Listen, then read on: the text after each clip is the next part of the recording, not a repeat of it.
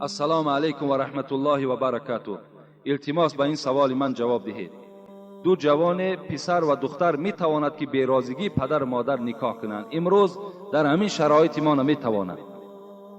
امروز بهتر و خوبتر همین است که کدام پسر و کدام دختری که به شوهر می براید یا زن می گیرد باید که رخصت پدر و مادر باشد.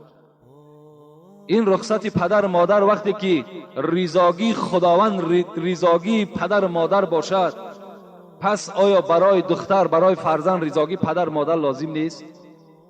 آیا وای بیچاره 17 سال 18 سال این فرزند تربیت میکند با امیدی که مثال فرزندی خودش نکاح کند، فرزندی خودش مثال خانه‌دار کند، از اونها مثال خدمت چه از فرزندای او چه از فرزندش بیند؟ این چی است که مثال پدر و مادر درک ندارد و نکاح میکند زندگی میکند؟ از این خاطر بهترین صورتش این است که با رضاگی پدر و مادر باشد، به رضاگی پدر و مادر نکاح نکنید، زیرا که اون بختم نمی شود و حیاتم نمی شود.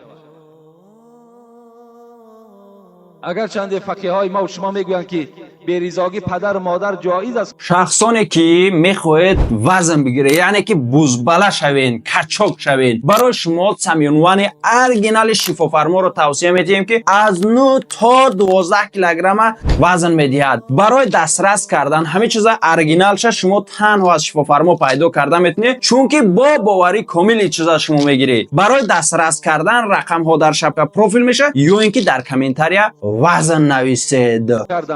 لیکن اگر پدر وقتی که آمد داماد دید که معقول نشد، حق دارد که نکاح اونها را بیکار کند.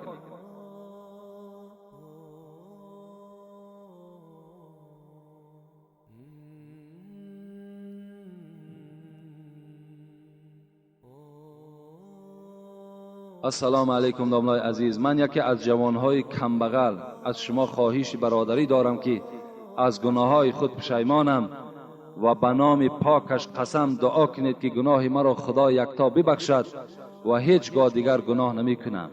التماس داملای عزیز، پشیمانم. این کدام برادری بوده است که گناه ها کردگی بوده است، امروز پشیمان شده است و در صف مسلمان ها در آمدن نماز می خواند و گفته است در حق من دعا کنید و خدا قسم دیگر گناه نمی کنم. این قسم اولا خوردن لازم نیست، زیرا ناکرده گناه در این جهان کیست؟ بگو. البته بی گناه نمی شود، آدم گناه می کند و چنان خدای داریم که البته بعضی گناهایی که از ما و شما سهوا می شود، نافهمیده می شود، آنها را خدای ما و شما می بخشد. از این خاطر میلش امروز که پشیمان شدی، الک همین پشیمانی تو خودش توبه است. بسیار نیک کردی، بسیار خوب آمدی.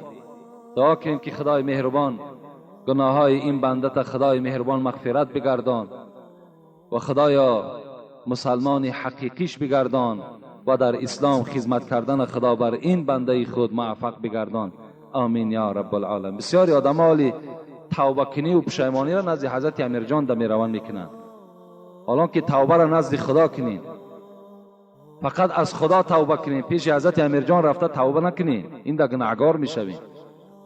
شما الک این معنای را دارد که از خدا ده هم حضرت امیر جان شما بزرگ میشمارین، نزد خداوند توبه کنین.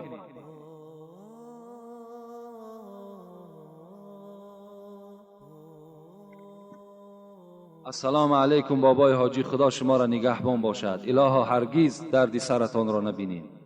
با احترام یک مخلص شما. از زن حرام پسرها به دنیا می آید و آنها می خوانند و ملا می شوند.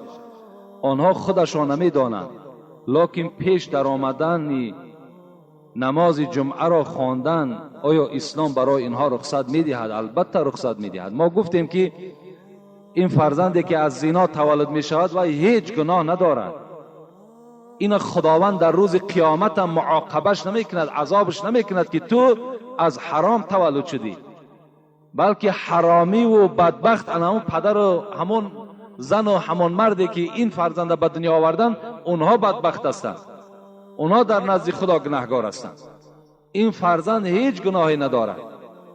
این فرزند حقوق دارد که چی نماز جمعه باشد، چی نماز عید باشد، البته پیشوا شود، باکی ندارد اگر علم داشته باشد.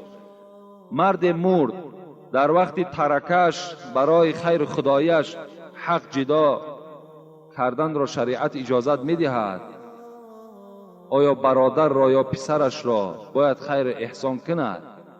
یعنی هیچ وقت از مال انسانی که از دنیا میگذرد برای خیر احسان او مال جدا کرده نمی شود، بلکه آن مالی که از همان پدر و مادر ما و شما میماند اون فقط باید که وارثای او میراث میبرند. اگر پدر از دنیا گذرد، زن او، فرزندهای او مال او را میراث میبرند، دیگر یک قسمت مال او را برای خیر خداییش گفته جدا نمیکنند. این گونه در شریعت حکم آمدگی نیست. یکی اگر فرزندهای او از پیش خود برای همون خرسندی ارواح پدرشون اگر خیر احسان کنند، این در اسلام اجازت میدهد، اگر شرایط داشته باشند، اگر دستشان برسد. لیکن مخصوص از مال پدر، مثال اگر $500 از پدرش مانده باشد، $200 را جدا کنند که این برای پنجشنبگی ها و این برای چهلم و هفتمش و این $300 دیگرش برای زن و کودکاش تقسیم کنند، این نادرست است. همون $500 که مانده است همه را بین وارثاش تقسیم میکنند. خیر احسان چیزی که همون خودش به دستش کرده است، جزای همون در روز قیامت میبیند. این خیر احسان هایی که امروز ما میکنیم، هیچ پدر و مادر به امید نشود که خالی از ریا و خالی از زقیدن نیست. هیچ پدر و مادر بیچاره با امید نشوند. کدامی که میخواهد در قیامت سربلند شود، قبر او آرام باشد، در همین دنیا به دست خودت بکن. زیرا امروز چنان گرانی آمده است، چنان مشکلاتی آمده است که باور کنین دیگر ناعلاج خیر احسان میکنی، برای خدا نمیکنی، فقط برای مردم میکنی. برای همین این هیچ ثواب به پدر و مادر نمیرسد و هیچ اولاد نمیرسد. خوش به حال هم پدر و مادر که با دست خودشان چه عبادتی میکنن، چه خیر احسانی میکنن، انا اون فایده میکنن. امروز من میبینم بیچاره بسیاری جوان ها میان شکایت میکنن که پیش همین پنجشنبگی را بگیرین، پیش هفتم بگیرین، زور ما نمیرسد. لیکن چند درنده دیگر تیاری دارد که مثال باید که ما در همون خانه هجوم میکنن، 10 کس و 15 کس ناوسته وای از کجا میابد بیچاره، چیکار کنه وای سرسان و سرگردان به ملکای روسیه در زیر همون تحقیر کافرها شب روز بیچاره بیمار شدگی آمده شکم درنده ها را سیر میکنه. بسیار گناه است. باور کنین پدرها این سخت نیست. باور که من از مهربانی به همه شما مراجعت میکنم که همین خانه که ندارد باید که همه کسا محاکمه که مجبور که نمانینش کردن. اگر چوانی میخواهد، اگر چنده که نمیخواهد، لیکن از برای شما میخواهد که باید طعنه نکنن که فردا مثال خیر احسان نکرد. لیکن میبینین همون شرایط ندارد، همون با همراهی وکیل و با همراهی همون ملایی که در محله است مجبور کرد که بچم نکنم این کاره. ثوابت میفارد، میلش این قوتت به همین یک سوزمه است، گفتی چیزا یگان قلمه است، یگان دانه دیگر در همون یگان همسایه برای دلت خرسند شدن تقسیم کن. بس شر نیست این معرکه کلان آراسته کردن. السلام علیکم داملای شیرین سخن و شیرین بیان. یک برادرمان پیش از همین جمعه آمدن گفت که همون چیزی که در خدشه ها می نویسیم همش خوان داملا، یعنی در اونجا بعضی تعریفات هایی که میکنن من گفتم نمیخوانم، اون کس باشد داملا که مردم که دوست میدارن، مردم احترام میکنن، امرا خوان. گفته همون از ما التماس کردن، از این خاطر بعضی همون جمله هایی که درازبند درازی بد هستند، راستی بار وقتگیر هستند، من برای وقت میگیرد برای اون نمیخوانم. من 40 ساله عمر دارم و اولاد و اجدادمان بسیار است. از کلاب تا دوشنبه همه امان تو را دوست می‌داریم و احترام کرده کسیته ها را گوش میکنیم. دعای خیر به شما میدهم. یک سوال دارم داملای عزیز، در حیات غمدار هستم، بسیار غمدار هستم از حساب فرزندهایم. آیا درست است که من از خدا طلب کنم که تیزتر جانم را گیرد؟ از دنیا مانده شدم. با احترام مخلصی شما. یعنی بسیار از در اصل امروز غم و دقت همین مشکلات هایی که بالای ما و شما آمده است، باور که آدم وادار میکند که از همین دنیا بیزار می شود. وقتی آدم قرضدار می شود، وقتی آدم بیچاره بی وطن می شود، در بدر می شود، بعدا مجبور می شود که پروردگار آخیم این حیات برای من چی در کار است؟ خدای از این گونه حیات برای من مردن خیلی بهتر است. گفته هر یک انسان از حساب ان همین معرکه های بی جای ما و شما، از همین آزارهای زیاد، عاقبت چی می شوند؟ دلمانده دنیا می شوند. اگر چند این برادر شکایت دارد که از فرزندهایم که فرزندهاش از دنیا می گذشته است و هرچی تلاش دارد صاحب فرزند نمی شود.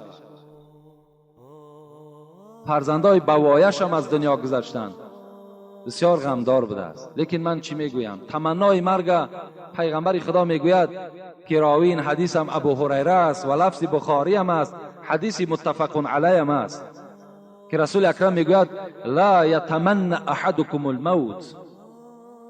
هیچ بنده خدا حقوق ندارد در دنیا که آرزو کنه که خدایا جان مرا بگیر.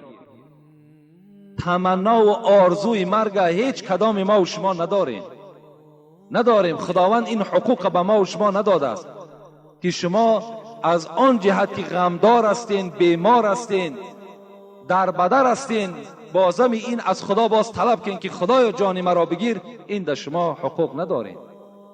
زیرا پیغمبر خدا در دوام این حدیث چی میگوید؟ اما محسنا فلعله یزداد اما مسیئا فلعله یستعتب. اگر نیکوکار باشید شاید که نیکی های شما باز به مردم برسد.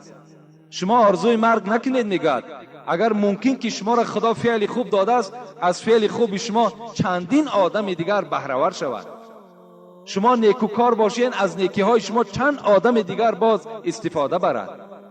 اما مسیئا، اگر شما بدکار باشین شاید این که به سوی خدا توبه کنید. یعنی هیچ وقت مرگ شما طلب نکنید. عزیزان خدا در شعرها میگویند که هر درد و بلایی که از آسمان فتد اول به لوح سینه صاحب دلان رسد.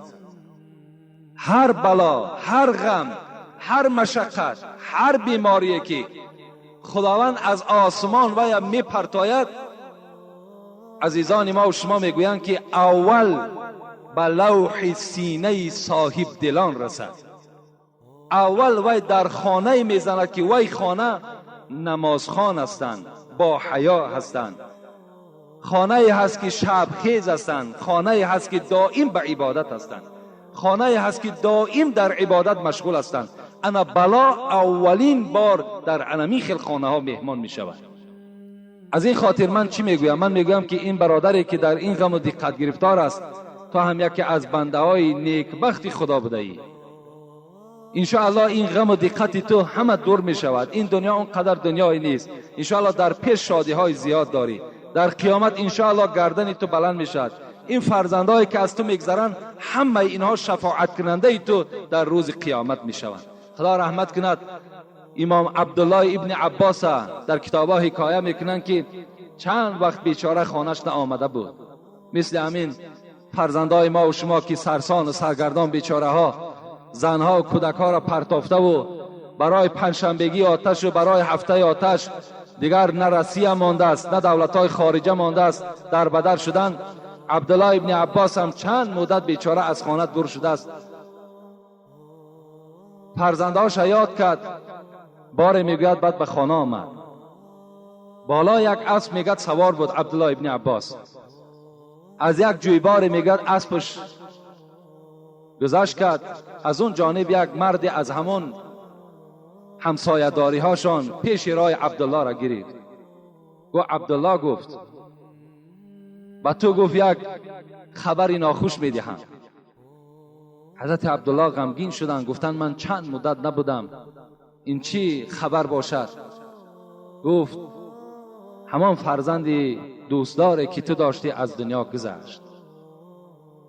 عبدالله که چند مدت فرزند ندیده بود، فرزند این میوه دل است، فرزند بی نهایت شیرین است.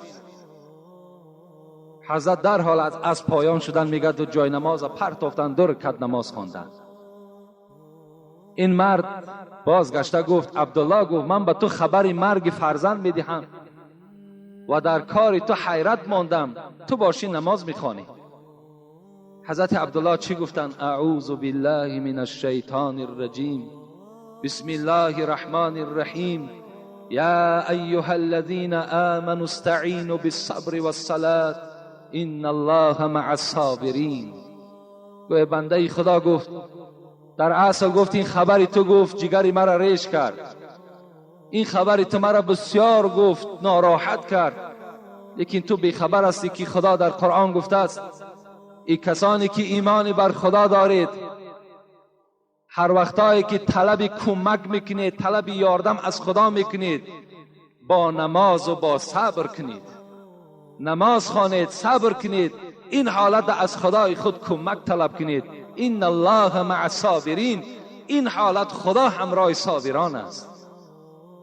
از این خاطر این برادری که فرزند خود از دست میدهد، غم دارد، دقت دارد، برادر عزیز، باز من به تو خبر میدم که عزیزان میگوید در این عالم دلی بیغم نباشد، در این عالم دلی بیغم نباشد، اگر باشد دلی آدم نباشد. در عالم دلی بیغم نیست برادرای عزیز، اگر دلی بیغم هم که باشد، شاعر میگوید دلی آدم نیست وای، اگر دلی آدم باشد وای البته غم دارد. خدا رحمت کند صاحب تذکرة الاولیاء را. از ابن عطا حکایه میزند، دوستان خدا را بینیم. میگوید 10 فرزند داشت ابن عطا، 10 فرزند، و هر جا که سیاحت میبرآمد همراه همین فرزنداش میبرآمد. بار میگوید در بیابان با همراه این 10 فرزند، 10 جگرگوشه خود به سفر برآمد.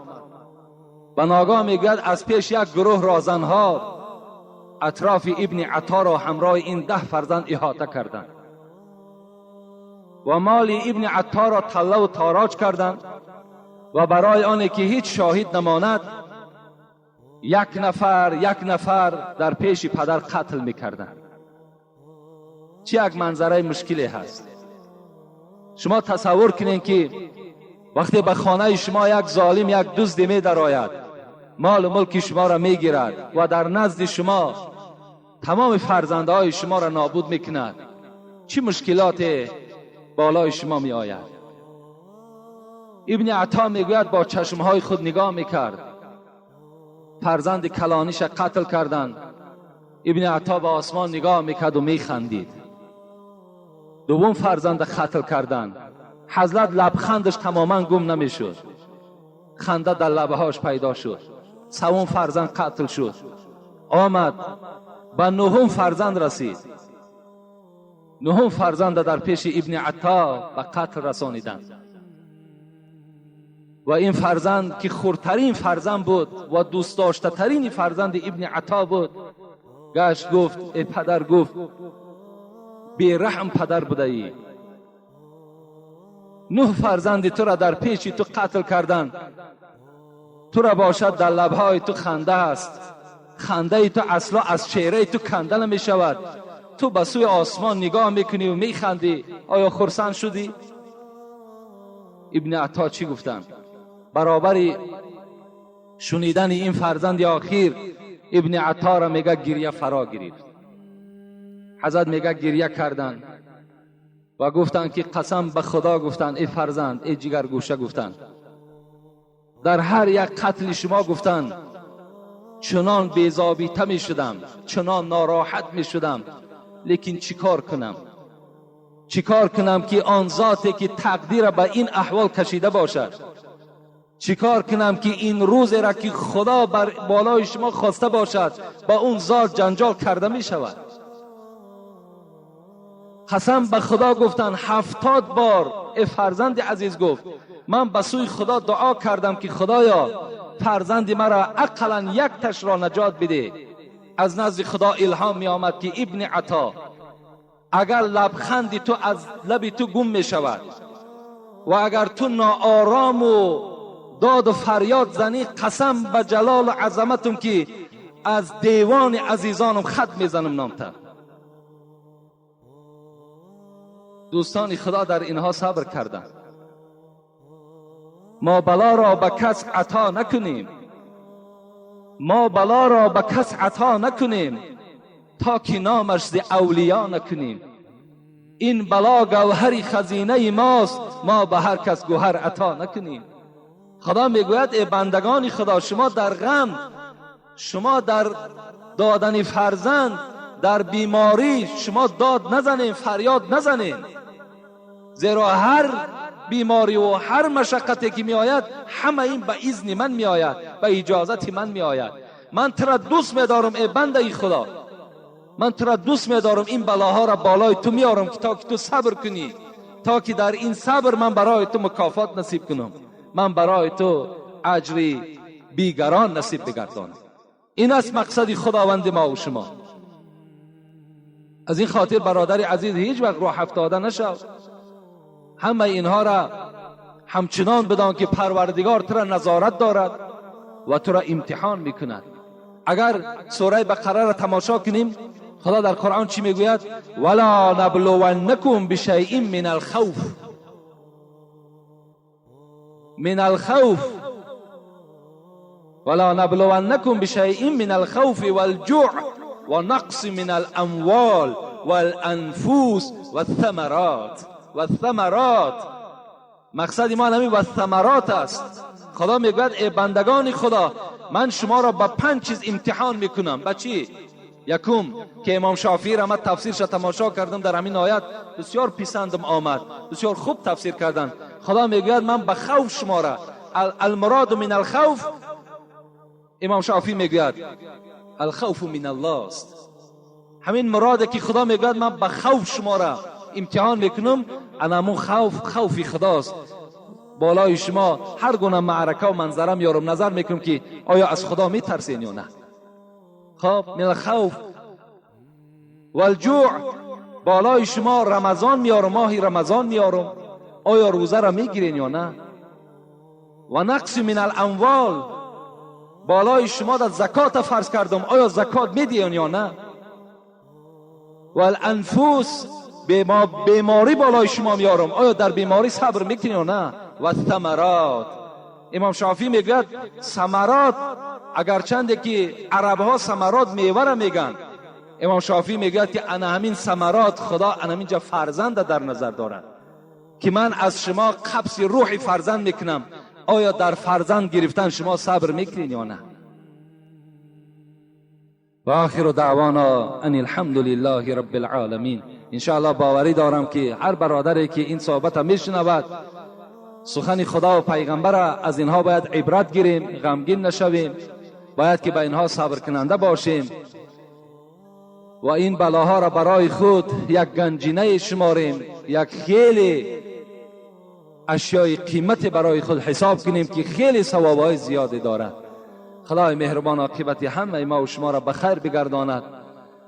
بهترین عمل که موصوف است نهی منکر و امر معروف است. بهترین عملی که خداوند در او اجر داده است، در او ثواب داده است، این شنیدن امر معروف و نهی منکر است. خدای مهربان این ثواب امر معروف و نهی منکر را در نامه اعمال این گوش کننده ها کتابت بفرمایی. خدای مهربان این مردم ما را حقیقتا مسلمان کامل بگردانی و خدمتگار در راه اسلام بگردانیشان. و خدای تا دم آخر بهترین نعمت که ایمان است، اسلام است، ما را از ایمان و اسلام دور نگردانی.